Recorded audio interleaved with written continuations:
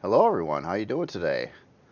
Thought I'd get an update out, show you what I've been working on, and different things like that. Obviously, the Kydex GT got released to the workshop yesterday, so I really appreciate all the feedback on the comments about the colors and things like that, and I made a choice to do a little bit of recolorizing on the ship so I could allow for all three alternative color palettes to be released with the ship. I think that was the best way to go. It's kind of a mixed results too. That there are some people that like the this scheme here with the orange. Some like the blackish looking scheme. There was quite a few for the blue one, even a couple for the military like camel green. So now it's got all of them. Um, what I had to do to make that happen though is I had to recolorize a little bit of the ship. You can't tell, but it kind of leads me to a new way of thinking about coloring of ships moving forward too. Essentially, what I had to do here is recolorize all the walk paths and the landing deck, um, or landing pads, things like that, and hangar floor. And if you take a look at the actual color palette, these are a bunch of the body colors that I was using here, and then of course this orange over here, or yellow, orange, something like that.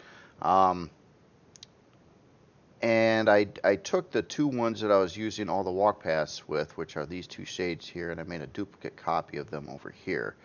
This way, no matter what I changed all the primary colors to, these would remain constant, which allowed for all the different color palettes to be used, and keeping the landing deck the same no matter what happened. And that made it definitely work out better for recolorizing the ship. And it leads me to thinking about enhanced color schemes as well. Essentially, the colors that I use typically are for the inside and the outside of the ship and the landing decks. But I'm thinking in the future with newer creations, especially ones that I intend to have alternative color palettes for, to set it up differently so I have separate interior shades, separate exterior shades, and separate shades for specific things such as landing decks and walk paths and things like that. Um, it gives you a lot of flexibility in the coloring of it. Like this one, it's still sharing the same colors that are on the hull of the ship versus the interior of the ship. So when I drastically change the colors of the hull, the interior goes the same way. So darker would be darker, etc. But if they were separated, then I would have that flexibility to be able to recolorize the hull of the ship, which is a pretty quick and easy process to do, honestly. But also keep the interior the same color, or change it to a different thing on the interior. That's just something I'm thinking about moving forward on color. Um, Something else here. The Merc MX11 is complete now. I think I'm 100% finished with this ship. I'm planning on releasing it next week, Thursday, I believe, which would be exactly 1 week behind the Kydex. Usually like to do that. I don't like to try to release two things in 1 week unless it's one item's dependent on the other item, like the Kriel Beholder and the Kriel Spore. They kind of went together, so that's a little different scenario. But usually I don't like to release more than one thing on a week. But I'm happy that this is done now, and let's just take a little walk in here and show you what it's about and give it a little test flight. Now this is a hardened steel SV. It's got a lot of weapons on it. It's got 6 Gatling guns, 4 rail guns, 4 plasma guns, and 4 homing rocket launchers. So it's set up pretty good for taking on a wide range of bad guys and things. Inside the ship, it looks Mercish, or the newer style Mercish. Not anything too exciting there, but I do like the general interior. It's mostly asymmetrical in here. again. I've been doing that a lot on interiors of ships, and there's a big advantage to that too. And one happens to be that you got to put in some big parts that are unique, like a warp core. So by doing it asymmetrically like this, it frees up more space, so I can like look at every little section as its own thing and fit more in here. And that is the game plan. So this has about everything. Storage-wise, it has two 8K storage bins, and then a 5K ammo. Has a lot of cargo boxes in here. Actually, they're sneaky though. Like for instance, you got one in the wall over here. You've got three up in the ceiling over here. Three more down over here. One there, and a couple more parked over here. So this one's back to using two constructors, two fridges. It's got a shield, which is mounted over here. Your O2 is over here. Armor locker's there. And then you have your first-person cockpit up here, and then you have your third-person cockpit down over here. And now a couple last-minute changes I did is I added a couple RCS to it because I have spare CPU. In fact, CPU is sitting at 81,000, and so there's still wiggle room. Now you're supposed to get an advantage to being under CPU by efficiency, and I'll have to see how that actually plays out. Another thing I did too from the original design is I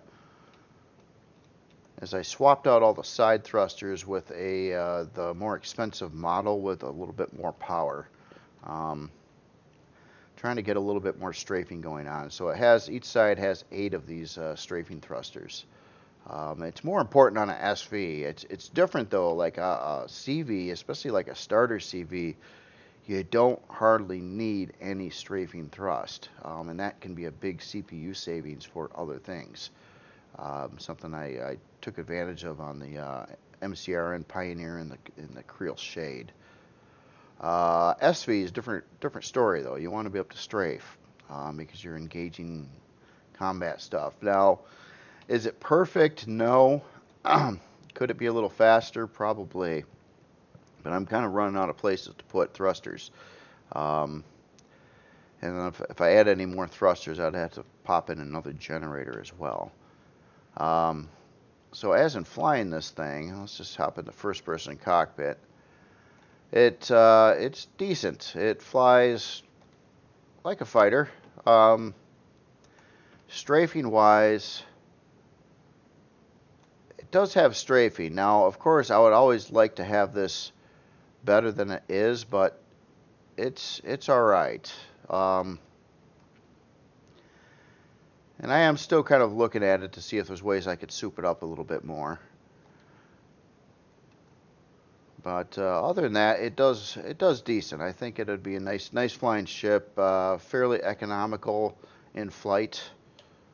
I didn't bother putting in a heavy lift mode or anything quite like that on this ship, simply because I don't really want to turn off any of the thrusters, and like the back thrusters, since there's only 2, you really don't turn off those. I mean, I could put in a switch like that, but as in main switch features, basically it's got your standard stuff: drone hats, thrusters, and exterior lights. Currently, I don't have a high performance mode on this one. The core I kind of put in over here. Now the front of the ship, where all these container extensions are, or cargo extensions are, it really fills in the front of the ship pretty good. So when you kind of look through all the hull here, you'll see a bunch of space between the front of the ship and the inside of the ship. And the front of the ship is where it's the toughest, for sure. Now there's something else that kind of came into mind when I was doing this too. And I don't know if the intent was like this. Now, on all ships, obviously you want to protect your core. So I put the core in a pretty safe spot behind a big wall of cargo extensions and hardened steel in front of that and around the side. So it's not close to the exterior of the ship at all. But then you've got your CPU blocks. and this needs 4 of these 2x1 blocks. Now, if one of these things gets blown up, and this is what kind of sucks, is it shuts them all down. For instance, like right now, we're doing good on CPU. We've got 100,000 CPU available. If I were to slam out one, oh, hold on. I think I got the shield on this thing. Yeah, I do. Let me turn off the shield. I was testing it in atmosphere, charging the shield with 3-direction flight. It gets to 85% power usage under that scenario. Could add another generator, but I think I'm cool with that. I think 85% at the worst case scenario on power usage isn't so bad. And that is only if you're doing 3-direction flight, like basically you're holding down 3 of your arrow keys at the same time while charging the shield in atmosphere. That's the only time it would hit 85%. It does hit yellow at 85%, but I don't think it's a big problem. Now I got space. I could add another generator somewhere, but it works. Back to these. The problem with these things is if one of them gets blown up, like say I take out that, oh, I'm wrong. Or did it not update? No, that makes no sense. I just took out one. Why is it acting like I didn't take out one? It's still saying it's a tier 4, but it's only got 3 tier 3 block or 3 tier 4 blocks now, not 4. How is that possible?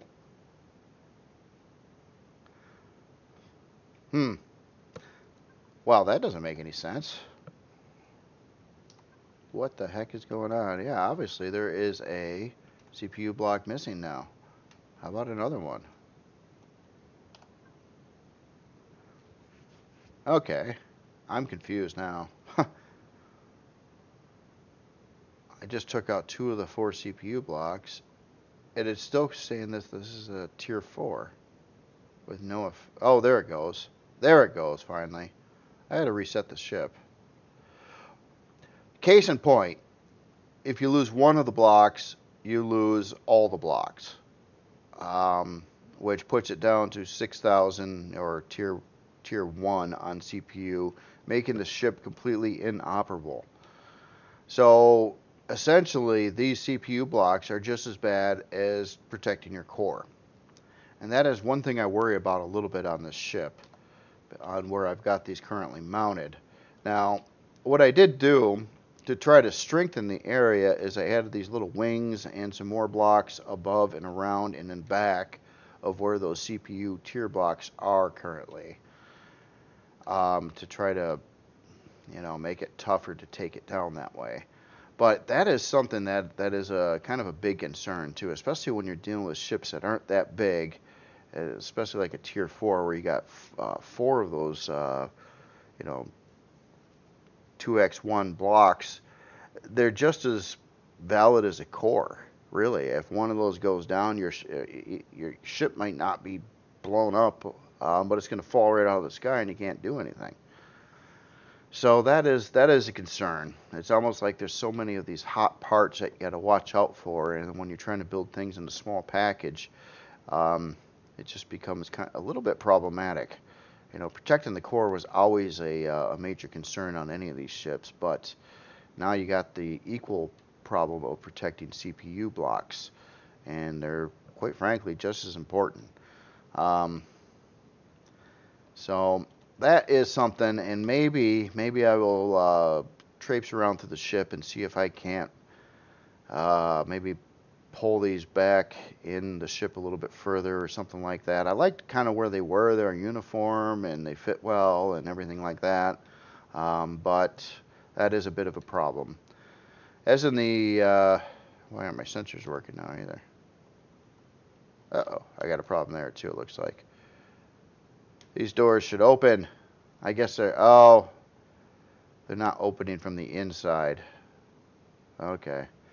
It does have a double back door. It does not have a firewall that I like to do on some of the tougher ships. Basically, building a wall down in the middle, so you got like a wall of blocks in front of the back door of the ship, and in between the secure cockpit. This ship doesn't have that. Instead, it has a double door, but the logistics of trying to slam a wall right in the middle of this space, it could be done, but it kind of sucks. It really kind of wrecks the interior. Um, I like having this open space over here, and not to mention you need a little bit of a hallway to get around it. But anyway, that is how this turned out. Quick look at nighttime. I guess it would probably look very typical of a lot of these ships. This one's, I think I like the interior on this one. It kind of, it's got the right amount of stuff, I think, and there's a lot of little detail-y things in the ceiling that were normally just kind of flat blocks, but doing some tricks to it to try to make it look like it's a little more detailed than it probably really is. Little tricks too, like you notice how like these fuel tanks are colored in the whitest color, and then I purposely colored the sides of these blocks in more of a black color, so you have the contrast line of having this little blacky things up on the ceiling. That was the only intent of that, just to see that. And over here, coloring a little bit of these things here with the orange, and then coloring that to match it, kind of, I don't know, adds a little something. It looks better than nothing, I think. So that's basically where it comes out at. But I do like the ship. I still make, like I said, modify these CPU blocks and try to do something with that. And there are a couple nooks and crannies in the ship where I kind of filled it in, that I could remove those blocks and try to move a CPU block there. But I don't know if this is a problem. For standard operation on a ship, where I've got these things located, I don't think would be a prime area that would get hit from, like, especially enemy fire. Now, in a PvP scenario, well, that's a different story, but this is not a PvP ship either, so,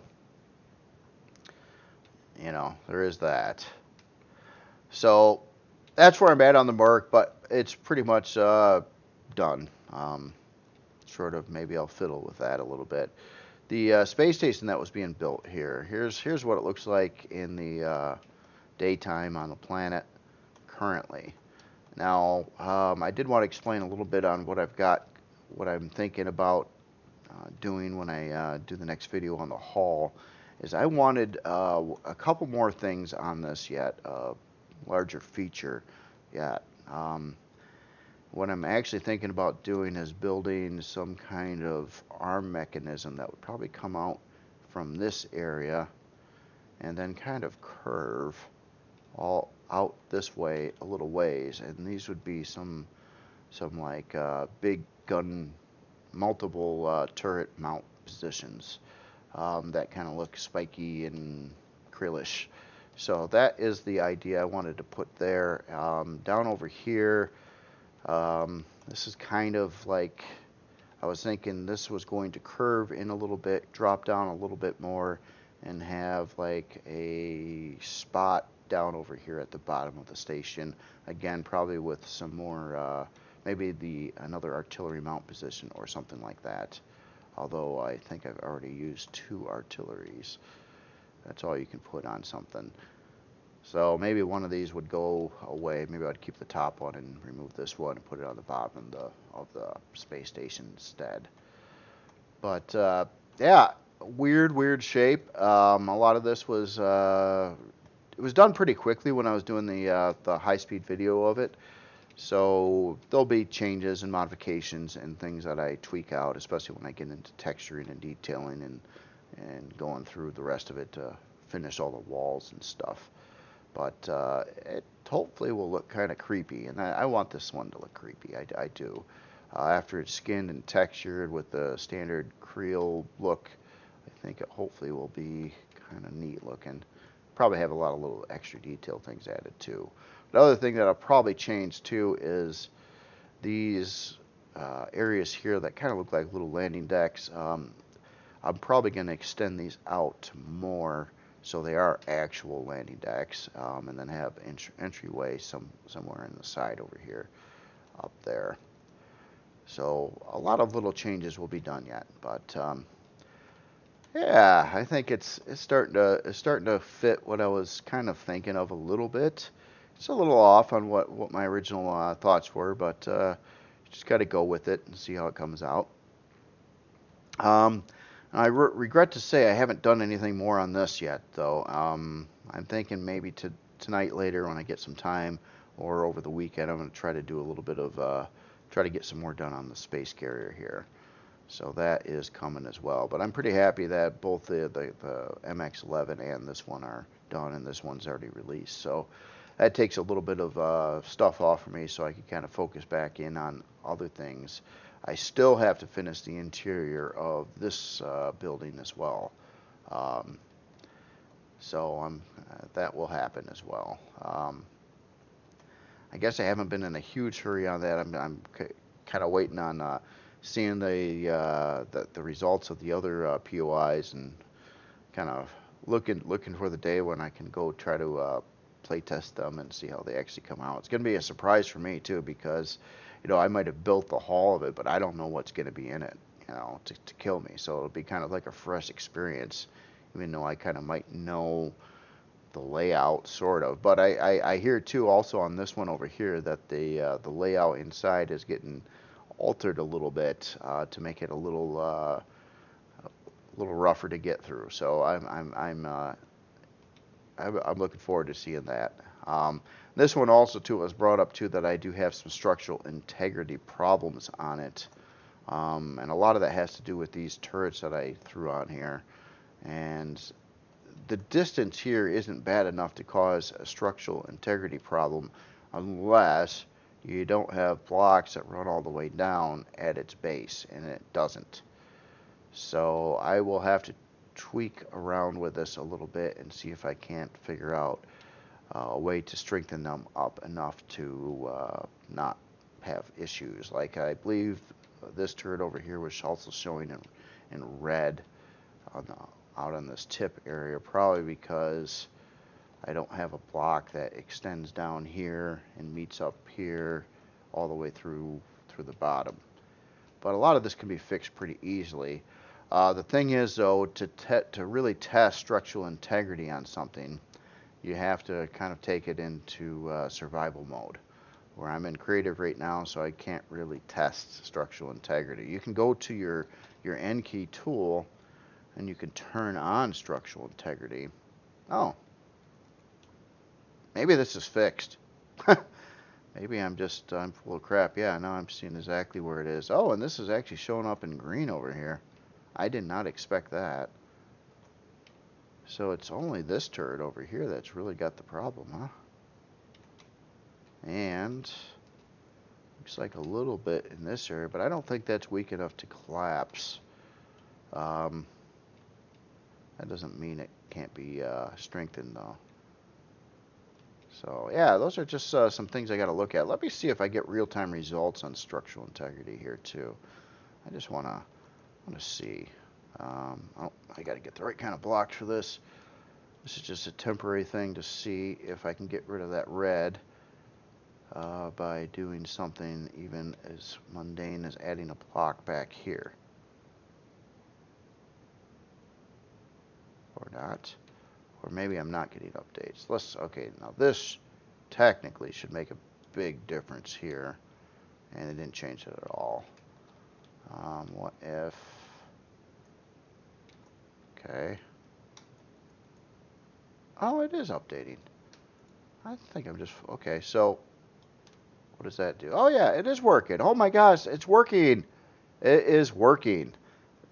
I swear this did not work before in creative. So it is working now, and yes, that's going to make life a lot easier, so then I don't have to pack up, start a survival game, and do all the testing there. Oh my gosh, and this one's looking just immensely bad, probably because it's floating in the air. Yeah, that could have a big impact on it, so I won't think about that one yet. So yeah, that is cool. By the way, guys, when you build structures, they have to be structurally, or when you build bases, they have to be structurally compliant. Otherwise, they will collapse. And when you get big, big open area bases, it makes it all the worse. In fact, I got to look at one more thing now. The base I had the hardest time with ever was the Waypoint hangar, simply because that thing had a really big inside space, and it was about the hardest one. In fact, I had to add some additional structural things inside it after the fact so I could get it to the closest I could. This, believe it or not, is still safe, but this is maximum. As you can see here, you got the nasty red areas in the ceiling, and when you're in here, it's still not perfect, but it was just enough so it would not collapse, and that has to do with this really big wide space that's in here. And what I did have to do to make this work is I had to add in these support beams here after the fact. It was the most out of the way place I could put them, but it needed it, and it was just enough to make this all fit, or not collapse, I should say. That's just something you got to watch out for too when you're building bases. And when you're building stuff in creative, especially too, it does not collapse on you. So you won't really know it until you brought it into a game typically. And then, you know, if you get up here and you say, hey, I want to add a storage box over here, and you place a storage box after you spawn it, the ceiling collapse. Basically, when you first spawn in something, even if it's not cool with the structure and integrity, it'll remain sitting there until you do anything with the base, such as adding or removing a block. Then it checks it again, and then it's going to process its structural integrity, and then you'll get your collapse. So big platforms like those big landing pads, the Foundation and the Foundation XL, which I actually don't have to the workshop, those are very picky on how they're placed on the ground, or they will have structural integrity problems. Let me show you one of those in a minute too. Let's see, where is the Foundation? Okay, that's the big one. No, this is not the big one. Okay, this is the regular one. So this guy over here, as you can see, yeah, this is cool that it's working right now. As you can see, some of these pieces over here, like all these columns in red, are technically not touching the ground, and you can physically see that. So if I was in a actual game and I spawned it and thought everything was cool, and then I went over and placed a block anywhere on this thing, you might have this whole chunk over here just collapse right off it. And to fix that is, now it's tough when you spawn something this big to know if all your feet are actually lined up or touching the ground. But when you spawn it, if you don't touch it at all, don't change any blocks on it, and then go down somewhere. God, would this even work? See, like, I put a block below that foot there, and suddenly this is green. Oh, it's so nice that it's working now. Same thing over here. And once all these feet get propped, technically, why it has all these feet in the first place is because you can sink it into the ground more, which is, you know, it's hard to find in a lot of places a big flat area to put something this size in. And as you can see, once all those feet are supported, I